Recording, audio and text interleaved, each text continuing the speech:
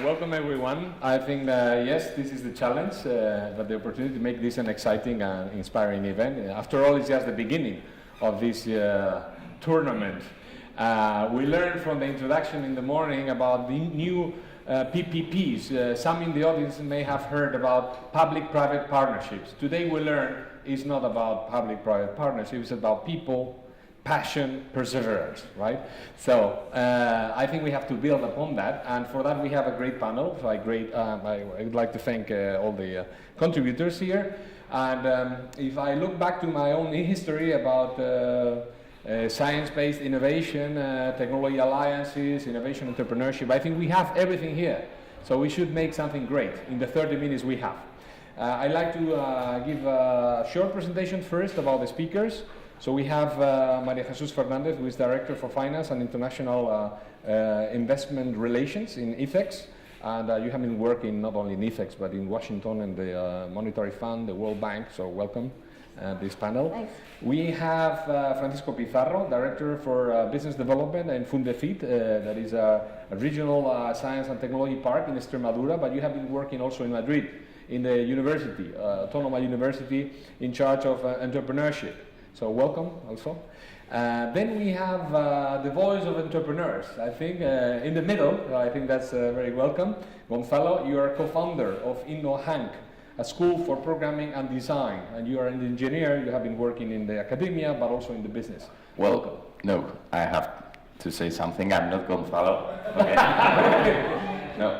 No, but it's correct. Gonzalo was supposed to come. So you represent? I represent Gonzalo. I'm the general manager of Fahrenheit, which is a coding bootcamp. Good. But we have the voice of entrepreneur, hopefully, with you.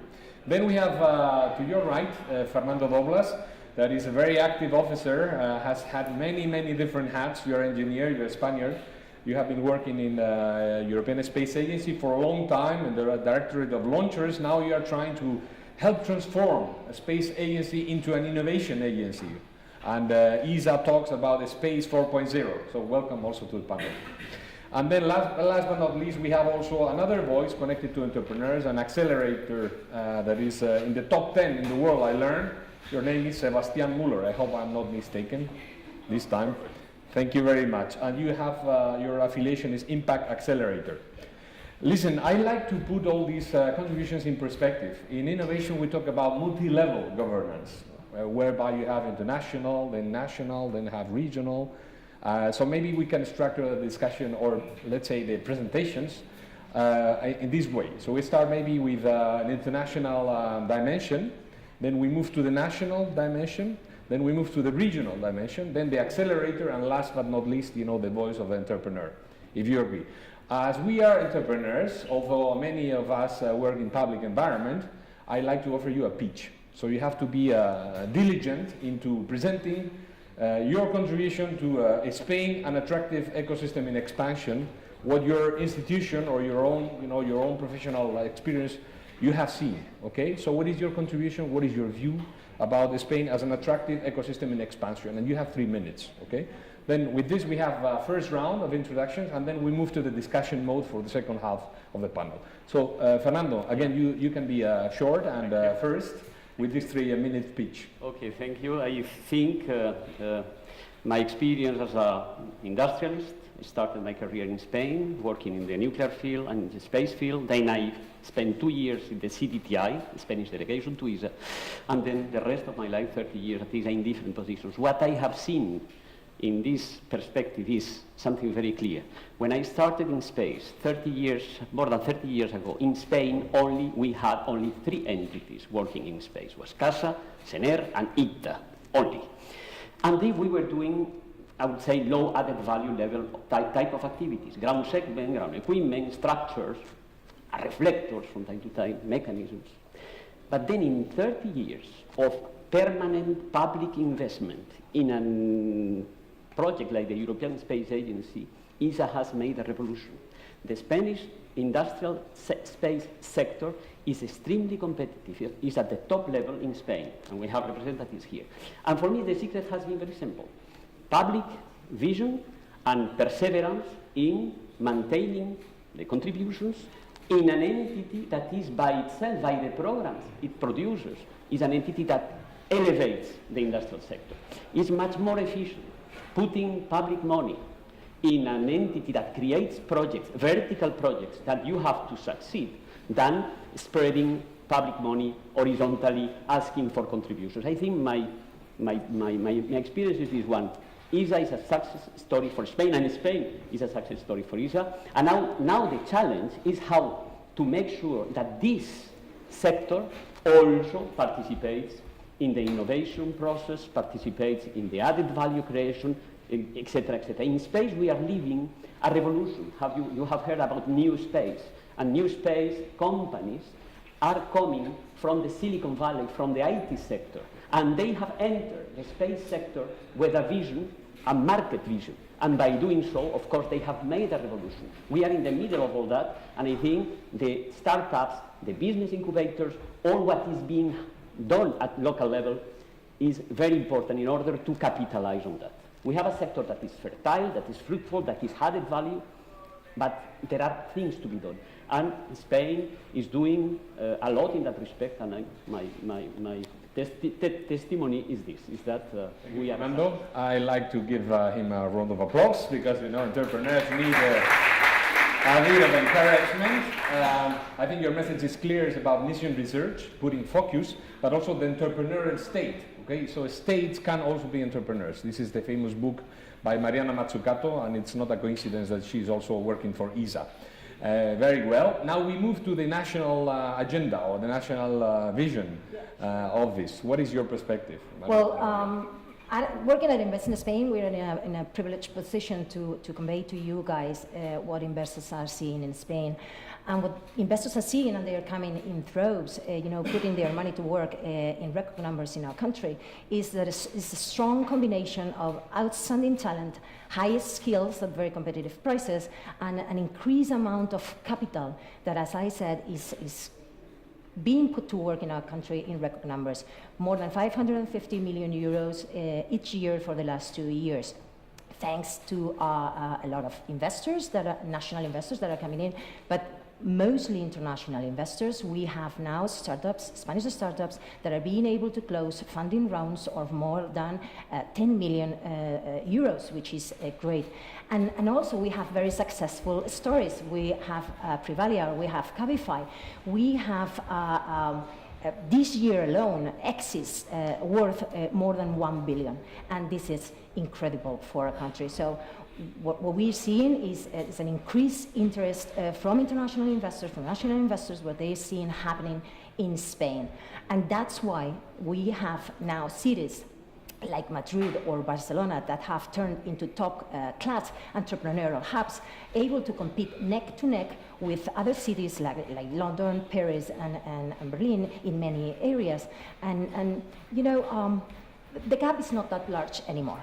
So that's my message. The gap is not that large. Of course, there are two other points in this mix of factors that are working extremely well in our country. Is our very friendly and open business environment, and a public-private partnership that is working, as I said, very efficiently to fill the gaps and is the conditions for startups to take off and scale up their businesses here in our country. Thank you very much. Maria Jesus, so your message is also clear. First, talent, right? And then from talent, you get finance, you get critical mass, and so you can trigger the ecosystem. And there is indeed evidence the ecosystems of the world that are successful are based on the people. So thanks for that. We move now to the regional dimension, but again with your perspective about a big city like Madrid where you were working. What is your view, Francisco? Thank you very much. This year, 17, Extremadura is a European entrepreneurial region. And this award, we have got this award from an underdeveloped region for the European Commission. What is the secret, no? What is the secret from a poor region, a very large with low population region? We have got an European award as entrepreneurial region. We bet for a distributed ecosystem. We think that in Europe versus USA or Israel, We cannot work around big entrepreneurial hubs or technopoles in big capitals with a high critical mass.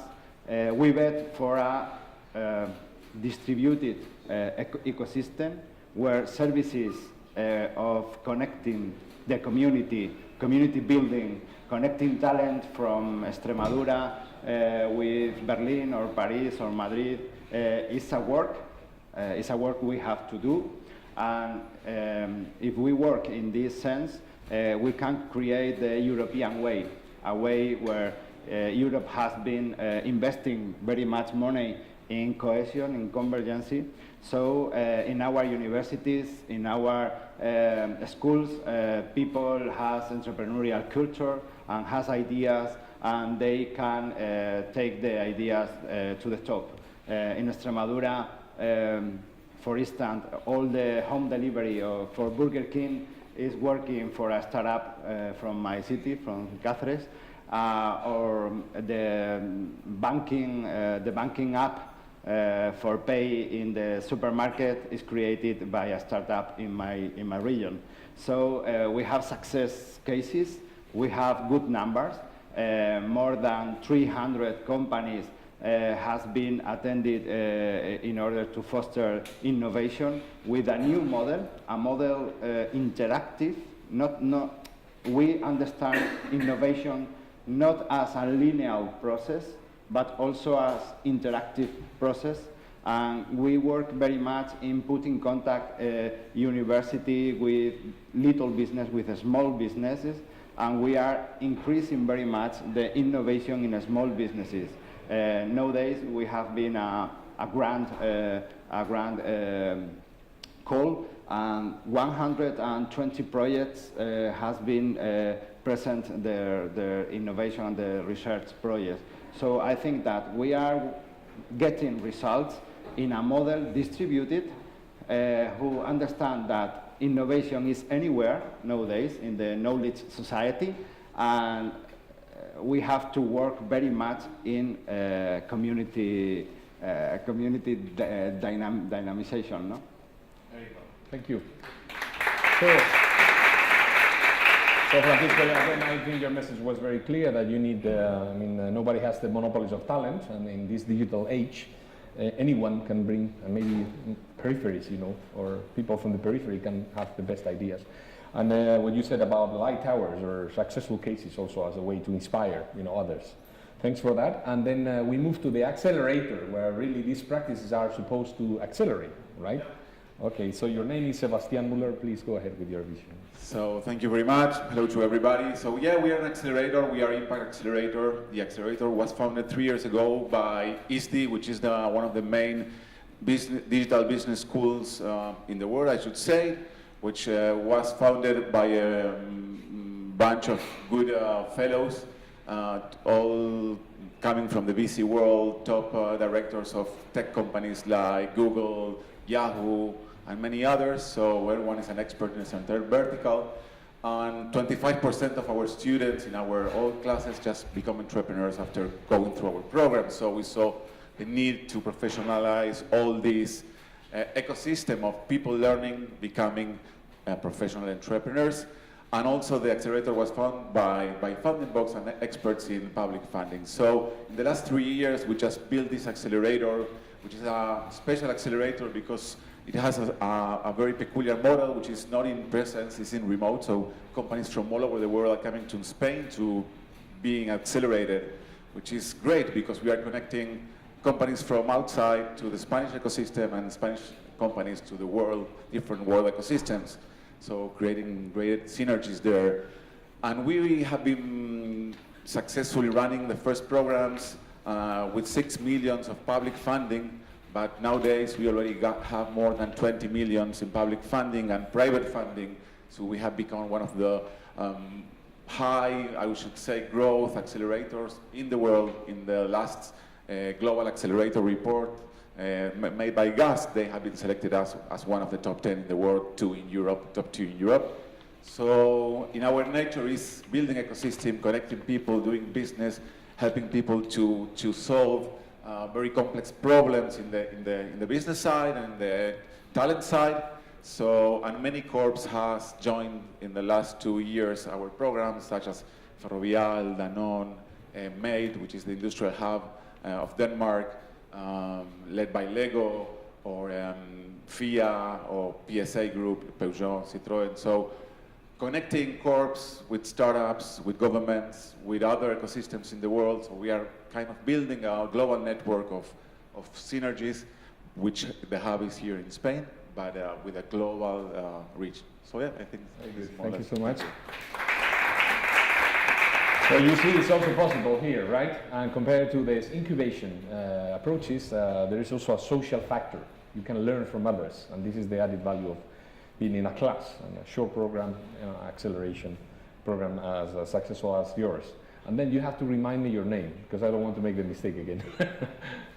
Alvaro. So why don't you give us your view? Remember, it was about the attractiveness of the Spanish ecosystem in expansion. Yeah. What is your perspective? You might be a bit critical if you want. Yeah, maybe, yeah. But no, things are getting a lot better. I've been involved in tech startups from the last 8 years. Firstly, I found one.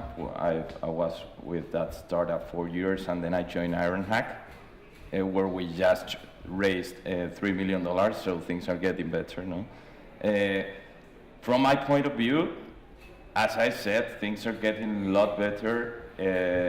For example, last year, we've seen that more than 400 millions were invested in Spain from over 60, 70 international investors, no?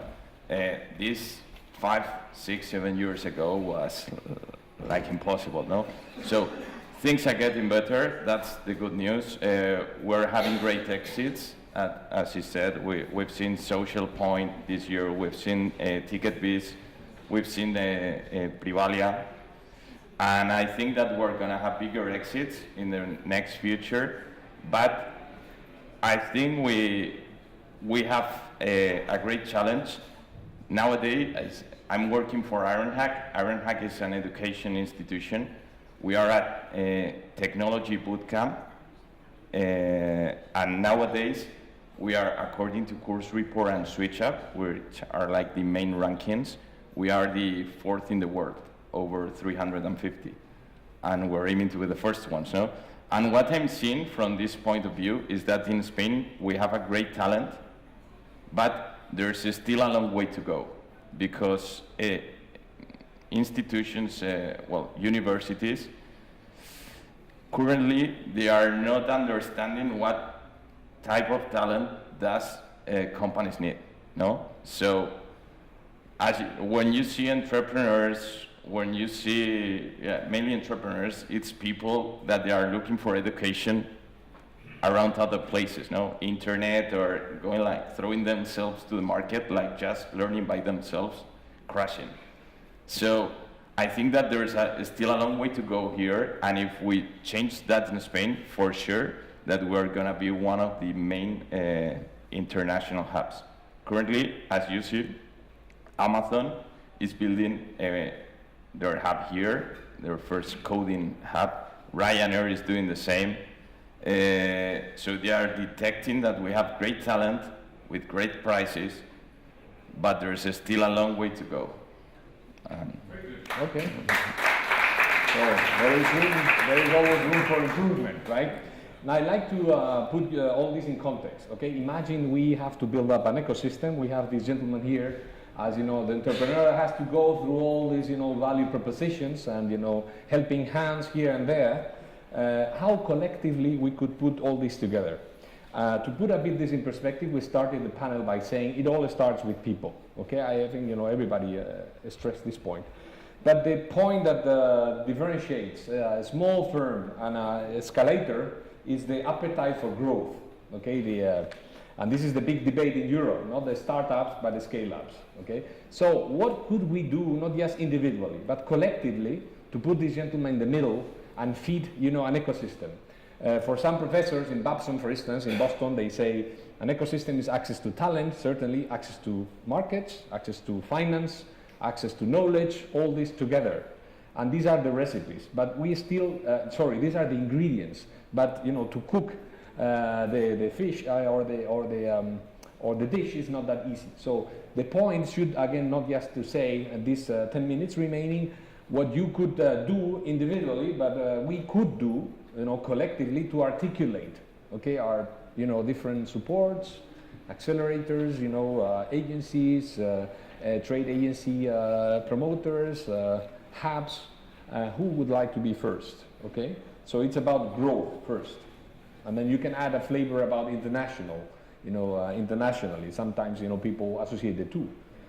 Growth, you know, is easier maybe internationally. What is your What view? Alvaro mentioned, I think, is very, very important. In my experience, I have always seen, for example, today in ISA, the main percentage of patents filed by ISA are by ISA engineers. I would say even 60% are by Spanish ISA engineers. I have been impressed to see the richness of our compatriots in that respect. Second element that you have very well assessed is the fact that, I don't know for which reasons, the salaries in Spain for engineers are still very low, too low. In ISA we are having problems to recruit engineers from Sweden or Switzerland because the salaries are not competitive. The salaries compared to Spain are extremely competitive. We have a major lag there. Then, our language, Spanish language, is a fundamental language. It's spoken by more than 500 million people in the world. The openness of our nature, by definition we are open, we exchange. For us it's easy to. In Europe it's not so easy. That means, as you say, the ingredients are there. The question is that now, as you said, is to put that in common. The fact that ISA, for example, is opening, I have always criticized that we have been living for too long in our ivory tower. It's very comfortable to live in your ivory towers. Now the question is to break all these walls and then to arrive to places. And I think Spain, for the reasons we evoked before, is a major fundamental place to do that. There are countries. A country like Luxembourg, small country, has adopted a strategy for growth, for innovation, etc., that is using, I would say, an alibi, is the space exploration resources. Why not to use an alibi to get brilliant people working in a domain? I think Spain needs a subject that is even disruptive, that allows us to really federate the enormous intelligence and passions that we have around. Scaling up, you know that you have said that the European Commission is very worried about scaling up because, in fact, our ecosystem is very entrepreneurial. We have a lot of initiative. We are very good in entrepreneurial culture. I think that this matter is approved with success. But I think that scaling up, we have to work for scaling up from the beginning. A few months ago, I working in an expert committee in Brussels, in the Committee of Regions, about scaling up. Entities like us, like mine, we have the first in receiving the ideas of the promoters. If we have the paradigm of fostering new ideas, every idea is good. But nowadays, we are preparing the ideas for scaling up from the beginning. You have to design your business idea from the beginning for scaling up. And this fact implies new training courses, new training matters, new focus in business model design, in another competencies for the entrepreneurs and for the project. And the second element is in the debate in the European Commission is scaling up is why? Because the European Commission say that B2B is has less potential for scaling up than B2C. I don't think if I agree, but this is a matter for debate. I would like to say that Spain it's emerging, it's growing. There's something very exciting, and there is a lot of great talent here for great prices. We are kind of a amazing place of value for money thing. But I think we still need to work. Policy is so important to attract and to make better conditions for entrepreneurs, for policymakers, please. Not only to go international, but also to attract the talent and to be a great competitive. Yeah, Maria, I'm sure she will react on this, and it's great.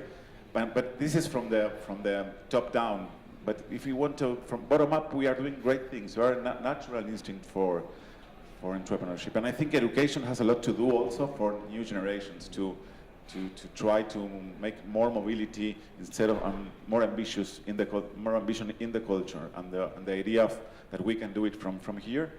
But we need also top down more in private investment, more exits. We need to building an ecosystem is about building the right incentives, and we need to move to understand every scale of the ecosystem, every part, every stage, and how to move from one stage to the other, creating the right incentives there. So. Yes, I was mentioning in my previous remarks how this great public-private partnership have worked to bridge the gap we had in our ecosystem with compared to others in London, Paris, or wherever. And I was mentioning that the gap is not that large anymore. But I wanted to put into the arena now the role that corporates are going to have in this process of helping startups scale up. Now the question of moving upwards an ecosystem is not only startups and investors. It's not that anymore. The corporates are entering into the game. They know that they have to build a collaboration, an ecosystem of collaboration with you guys. They have to know how to work with you so they can incorporate more efficiently all the innovations that will be able or will enable them to provide and give the services to their clients. So that's a very important point. So yes, the public sector, but the private sector has a very important role. Large corporates, like the ones we have in Spain, I mean, we have world leaders in many sectors, in strategic sectors. We have our construction companies doing landmark infrastructure projects all around the world. We have our energy industries, from solar, from wind, working all over the place, world leaders. We have our banking sector, one of the largest in the world. We have Spain is the 12th largest investor exporter of investment, so 12th largest exporter of investment, a stock of more than $500 billion. So that's amazing. We are investing, as I said, everywhere. We are investing in the UK, we are investing in the US. Together those countries account for 30% of our foreign direct investment, and of course Latin America. So those corporates have to help our startups to get into their value chain, to brew them, and to get them ready to go elsewhere. But apart from that, our own startups are moving very well also. Exporting, the export sector has been an engine of growth for this country in an amazing extent. So now our companies are exporting, everywhere, more than 220 billion euros last year in exporting. Our base has moved up, the value chain they are in has moved up, and that's very important. So they are responding, they're scaling up, they're growing elsewhere. Yes. Very good. Would you like to say a very short word before I come to? I think that the biggest challenge that Spain has to deal with is education. Every day the gap between university and the reality of technology of companies increase. Technology goes really, really fast, and university hasn't changed for the last 200 years, which is crazy, okay?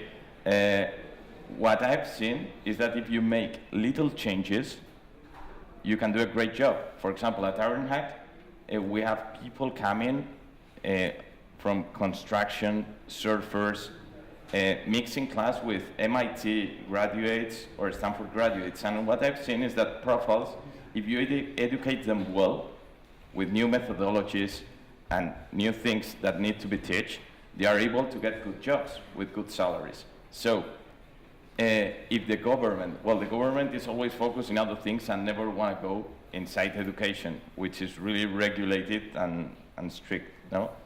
But if they make little changes, Spain can raise and go like like rocket, no?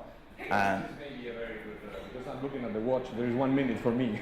and that's it. That is a very powerful message. So I would like to thank you all, and sorry that we didn't have time to discuss, but in half an hour, maybe you can approach now when we conclude the speakers and put questions to them. I hope that you agree with me that we had a very successful discussion. I think it was very complimentary. We started with this stress on people, but we need environments where people, get not just a strategy, but a culture. Yeah, and your point, Fernando. Business models which are more global. There is no time for export, then investment. No, we have to think, big, and then, think about world opportunities. After all, business are about opportunities, not just, benefits. So it's a new paradigm for corporates, as you mentioned. The fortune, list is very clear.